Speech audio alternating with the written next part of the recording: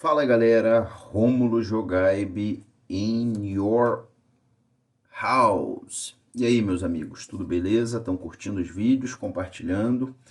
Estou aqui na minha quarentena, me recuperando da minha lesão, graças ao belíssimo trabalho do Dr. Marcelo Hertal, ortopedista aqui de Niterói, graças a todo o companheirismo, a paciência, o amor da minha esposa, da minha família, aos meus colegas médicos que prontamente me orientaram, me deram o caminho das pedras até chegar ao excelente profissional que me operou. E sem dúvida, a poderosíssima energia positiva que vocês todos emanam e mandam para mim através dos comentários, através do carinho que vocês têm com a minha pessoa. Eu só posso agradecer a tudo isso, a minha recuperação está indo muito bem. O vídeo anterior eu falei exatamente o que eu pretendo, o que eu vinha fazendo, o que eu estou fazendo e o que eu pretendo fazer para acelerar essa recuperação. E como prometido, vou fazer hoje um vídeo que tantas pessoas já me pediram sobre uma poderosa droga chamada clenbuterol. Para quem não sabe, uma das grandes controvérsias sobre essa droga é que, embora todos saibamos do seu potente efeito termogênico, do seu potente efeito de queima de tecido gorduroso, existia aí uma grande controvérsia sobre o seu potencial efeito anabólico. E aí, realmente isso existe, não existe? Então a gente vai explorar tudo sobre clenbuterol nesse vídeo. Segue o vídeo, galera.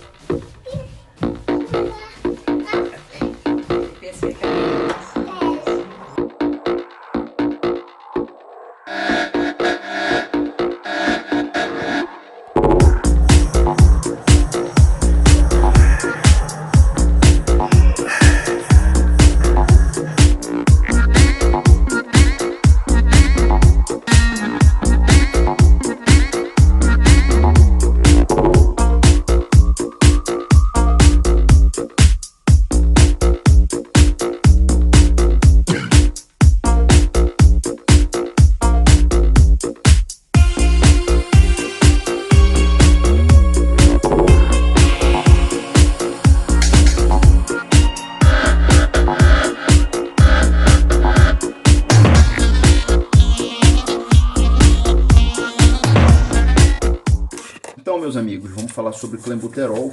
Eu, para não perder nada, fiz as minhas anotaçõezinhas aqui para a gente poder falar sobre tudo. Então, por volta de 1970, surgiram rumores aí de uma poderosa droga que iria queimar gordura e, ao mesmo tempo, construir músculos. Interessante, né? Certamente os fisiculturistas iriam se apossar dessa droga. E isso ficou conhecido como Repartitioning Effect, ou efeito de reparticionamento, né? Talvez não tenhamos uma tradução boa, mas o americano cunhou isso como Repartitioning Effect. E esse efeito, ele hoje é muito bem documentado e conhecido nas drogas da classe beta-agonista, ou seja, drogas que vão estimular os receptores beta nas nossas células. Nós temos esses receptores, receptor beta 1, receptor beta 2, em diversas células do nosso corpo, e essas drogas usadas para tratar asma majoritariamente, eram drogas que estimulavam esses receptores e então produziam seus efeitos. A gente vai explorar isso aqui. Então, o que acontece, né? Só que essa droga, clenbuterol, ela, em 1970, né, ela era muito bem conhecida, esses efeitos, em cavalos e não em humanos. Então, o que acontece? Somente em 1977 essa droga foi divulgada para uso humano, mas logo foi evidente os seus efeitos negativos. Então, hoje a gente tem drogas dessa classe, beta-agonistas, beta-2 agonistas, e que ainda são usadas para asmáticos, drogas inalatórias, e só que essas drogas hoje, que são ainda usadas por nós para tratar a asma, são drogas de curtíssima meia-vida, totalmente diferente do clenbuterol, que tem uma meia-vida tão longa. E justamente por essa comprida, essa longa meia-vida, é que acreditam-se que os seus efeitos colaterais sejam tão importantes, mas sem dúvida também os seus efeitos termogênicos, os seus efeitos cujo fisiculturista tem interesse são importantes. Então, para que vocês saibam aqui, o tempo de meia-vida do clenbuterol é de aproximadamente 25 a 40 horas. Diferente das outras drogas beta-agonistas, a gente vai explorar aqui. Então ele demora bastante tempo, né? Bastante tempo na nossa concentração sanguínea, na nossa corrente sanguínea.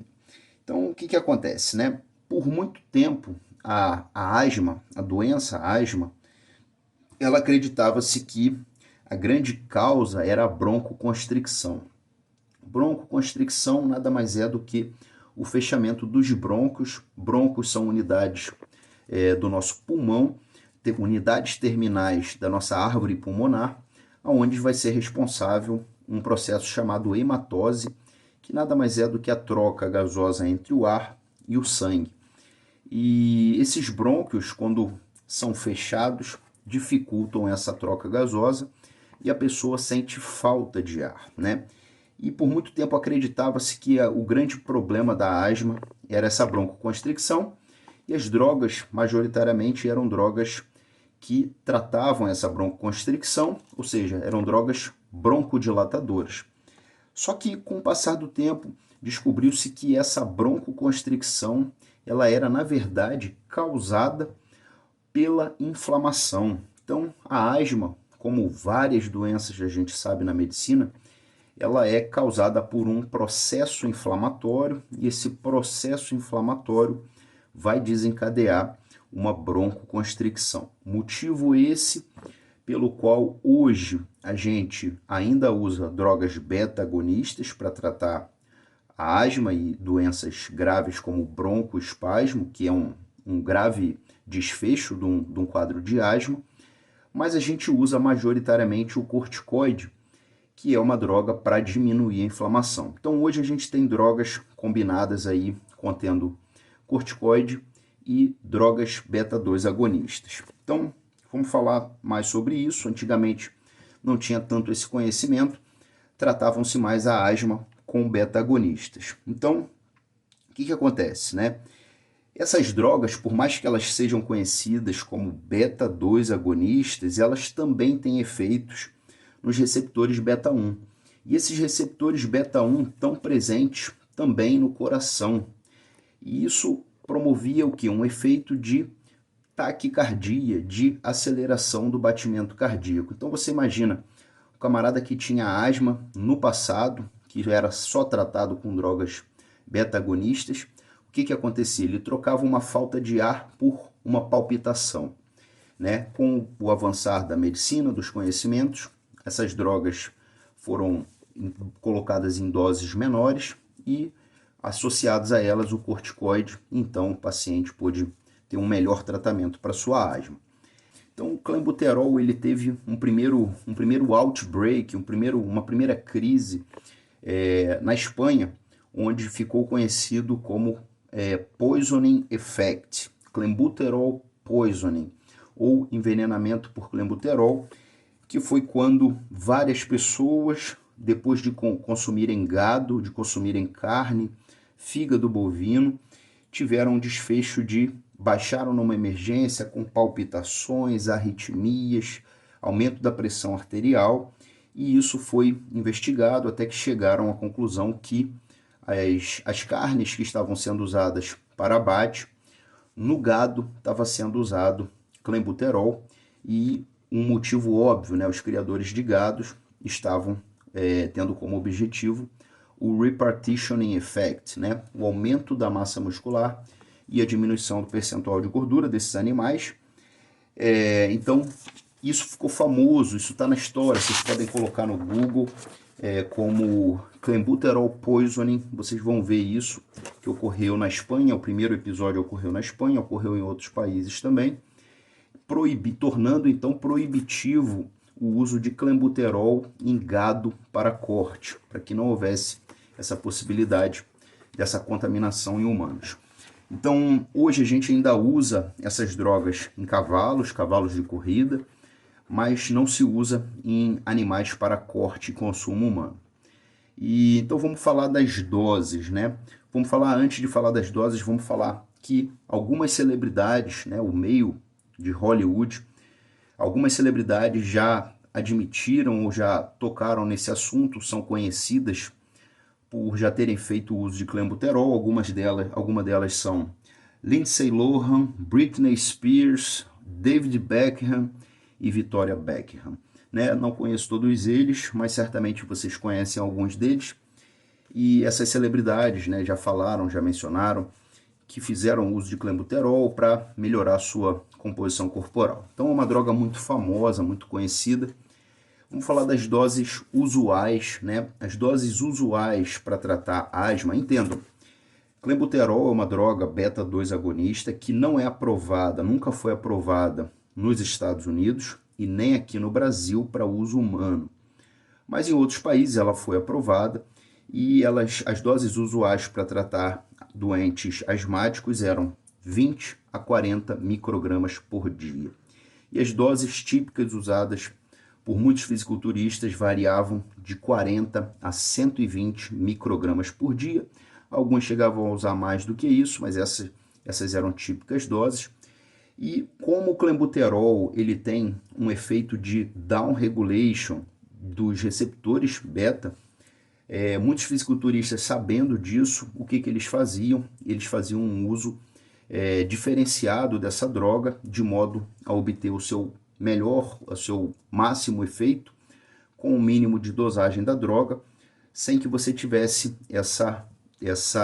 esse down regulation, essa perda desses receptores e, portanto, a baixa eficácia da droga ou uma necessidade de dose maior para ter o seu efeito terapêutico, que era a melhora da composição corporal. Então, os fisiculturistas usavam tipicamente por 12 dias seguidos, e então eles permaneciam por 4 semanas, alternando 2 dias on, 2 dias off.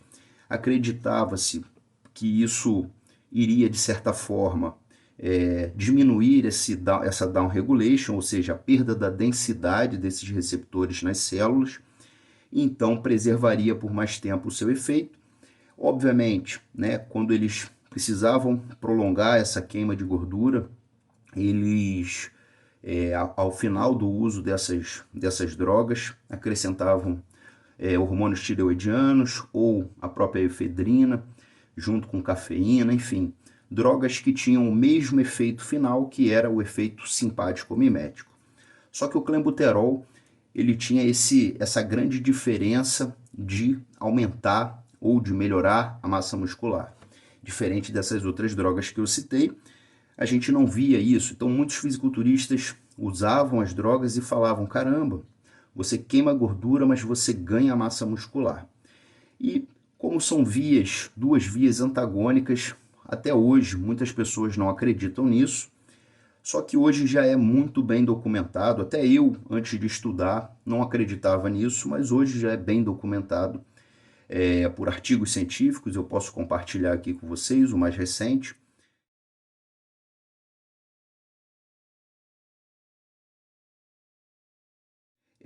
Que o clenbuterol, que as drogas beta-agonistas, têm esse repartitioning effect. Então, o que acontecia? Né? Os fisiculturistas, sabendo dessa down regulation de receptores, eles faziam uso de uma droga antihistamínica chamada cetotifeno, que essa droga, acreditava-se que essa droga diminuiria essa down regulation, diminuiria a perda da densidade desses receptores e então perpetuava por mais tempo o seu efeito terapêutico. Mas existe alguma contestação sobre isso, né? Hoje em dia a gente sabe que, né, usar clenbuterol de forma prolongada tem mais prejuízo do que benefício. Então a maioria das pessoas usam por 4 semanas, ou como eu falei aqui, na forma clássica que eles faziam uso, que eram 12 dias seguidos, depois por mais 4 semanas, alternando 2 dias sim, 2 dias não. E então parava o seu uso. Então, o que acontece? Teve um estudo feito com homens de 18 a 40 anos de idade, que eles deram 80 microgramas por dia. E o que a gente teve de achado nesse estudo? Um aumento de aproximadamente 38% da frequência cardíaca, do batimento cardíaco, a pressão arterial permaneceu normal, o nível plasmático de potássio permaneceu normal, o eletrocardiograma dessas pessoas se mostrou normal e a taxa metabólica basal subiu aproximadamente 21%, ocorreu uma oxidação de gordura de aproximadamente 39% e a via mTOR teve um aumento do seu estímulo em 121%, e a proteína quinase A, um aumento de 35%. Esses dois itens que eu citei aqui, a gente sabe que estão relacionados com a construção muscular, a via anabólica. Então, esses estímulos foram achados nesse estudo, né? Foi, além disso, evidenciado que não afetou o glicogênio muscular, então permanecia com o mesmo acúmulo de glicogênio muscular. Aumentou-se, surpreendentemente, o nível de glicose sanguínea em 25%, aumentou-se o nível de lactato em torno de 87%, e o nível de insulina, que é um hormônio anabólico, em torno de 129%. O grande interessante desse aumento da insulina foi interessante, né? Porque como a insulina tem efeitos, como o clenbuterol ele tem efeitos mimetizantes ao da epinefrina, da adrenalina, não era esperado a gente ter um aumento de insulina, e sim uma diminuição. Mas foi justamente o que a gente viu, e acredita-se que esse aumento da insulina, por si só, ele favoreça sim o processo de anabolismo. Óbvio, se você tiver num ambiente anabólico, onde você tem uma oferta de proteína apropriada, né, comparado ao turnover, a destruição de proteína que você vai ter, então é uma via que favorece também o anabolismo, né? Então, o que a gente sabe, né? Que nessa dosagem de 80 microgramas por dia, ocorre um aumento do gasto energético em torno de 2.000 a 2.400 calorias por dia, né? Outras drogas, como eu falei, que são atualmente utilizadas pela medicina de forma terapêutica para tratar crises de asma, são o formoterol e o salbutamol. São drogas inalatórias. Essas drogas, o formoterol ele tem 12 horas de meia-vida e o salbutamol apenas 3 a 4 horas de meia-vida. Então, olha que grande diferença, ao passo que o clenbuterol tem de 25 a 40 horas. Há estudos também mostrando que o uso de 40 microgramas por dia de pacientes pós-cirurgia por aproximadamente um mês aumentava a força muscular. O clenbuterol ele é conhecido por diminuir a miostatina. A miostatina é uma proteína que inibe o volume, o ganho de massa muscular, a síntese de músculo. Entretanto, esses benefícios todos que eu falei para vocês, esses estudos eles não viam um aumento da produção de força no músculo, né? Na verdade, eles produziam músculos menos eficientes. Então, isso é uma grande controvérsia, né? Mas isso é um achado desses estudos, né? O que a gente tem que entender que são efeitos das drogas beta-agonistas. Drogas beta-agonistas vão diminuir o nível de potássio. Então, você tem que tomar cuidado com o nível de potássio. Isso aí é muito bem conhecido, né? Várias pessoas que já usaram clenbuterol, eles relatam cãibras, contraturas, e acredita-se que esse efeito ocorre por conta da expoliação, da eliminação de potássio, do aumento do potássio dentro da célula e, portanto, diminuição do potássio sanguíneo, podendo levar a arritmias cardíacas. Então, entendam, se você tem cãibras no seu músculo esquelético, você pode ter essas mesmas cãibras no seu coração, e isso representar uma arritmia cardíaca, né? E qual o tratamento clássico para envenenamento ou para crises de altas doses de clenbuterol? Então entendo, se você faz o uso de uma droga que é beta agonista, que é estimulador dos receptores de beta, você tem que colocar aí uma droga que vai bloquear esses receptores beta, e essa droga ela é da classe dos beta bloqueadores. Então há diversos relatos aí na literatura de pacientes que baixaram a emergência por conta dessa palpitação, dessas arritmias, e muitas das vezes eles não são tratados de maneira correta até o médico identificar o que foi o causador daquela crise, mas e é uma droga os beta-bloqueadores são uma droga que tem muitos efeitos colaterais. O médico, de um modo geral, na emergência não gosta de usar beta-bloqueadores, mas é uma droga que é eficaz para tratar crises de intoxicação por clenbuterol. Só que qual o grande problema? Essas crises de intoxicação por clenbuterol, elas podem levar mais de um dia. Por quê? Porque a meia-vida da droga é muito grande. Então, se uma pessoa faz um uso elevado, ele pode precisar permanecer aí numa unidade intensiva, numa UTI ou numa sala vermelha, por mais tempo até ele totalmente eliminar aquela dose tóxica de clenbuterol. Então, existiu um fisiculturista famoso chamado Mohamed Benaziza, conhecido como Momo. Ele teve um belo ano competitivo em 1990, onde ele venceu 5 competições profissionais na Europa. Ele, em 92, foi competir na Holanda, e quando estava indo a caminho da competição na Holanda, ele começou a ter fortes crises de câimbras e de falta de ar, né? As pessoas que estavam ao seu redor se perguntavam, né? Fase pré-contest, todo mundo sabe dos grandes abusos, se era uma desidratação, se era uma overdose de diuréticos, e ele estava usando altas doses de clenbuterol, um clenbuterol na forma líquida.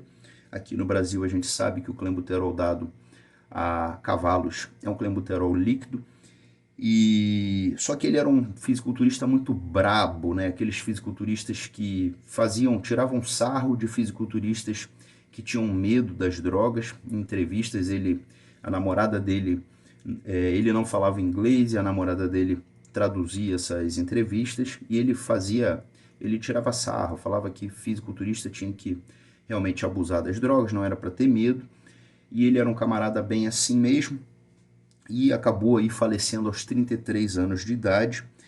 Então, a gente tem que tomar cuidado e respeitar muito drogas da classe simpático-miméticos, que são drogas com efeitos agudos, com efeitos rápidos. Você usou, você tem o efeito. E essa droga ela é muito abusada principalmente por mulheres, né? Como ela não tem efeitos androgênicos e ela queima gordura, né, que é um grande desejo aí da grande maioria das mulheres, né? Nem todas as mulheres querem construir músculo, elas abusam frequentemente de clenbuterol. Então a gente tem que tomar cuidado, muito cuidado com essa droga, né? Eu mesmo já fiz uso dessa droga quando ainda era muito inexperiente. Tem muito tempo que eu usei isso aí. Eu não aconselho definitivamente usar essa droga, até porque você vai ter um efeito positivo que não vai se sustentar. Você não vai sustentar o efeito dessa droga, tanto porque ela vai ter uma dessensibilização, você vai ter uma perda desses receptores, e aí vai precisar de maiores doses, quanto o efeito se estabiliza, né? Então não dá para manter isso aí. Você em uma hora vai ter que parar de usar essas drogas.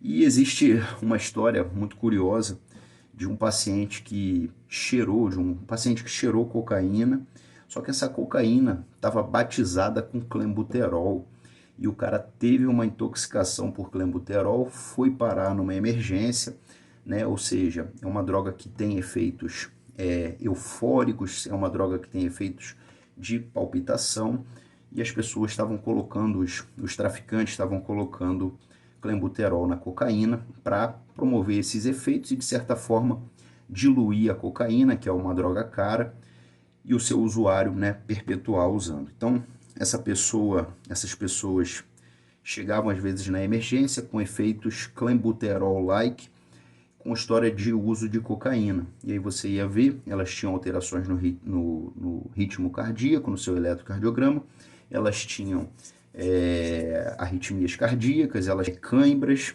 palpitação, falta de ar, né? Então, todos os efeitos típicos aí do clenbuterol. É lógico que uma cocaína pode causar esses efeitos também, né? São drogas simpático-miméticas.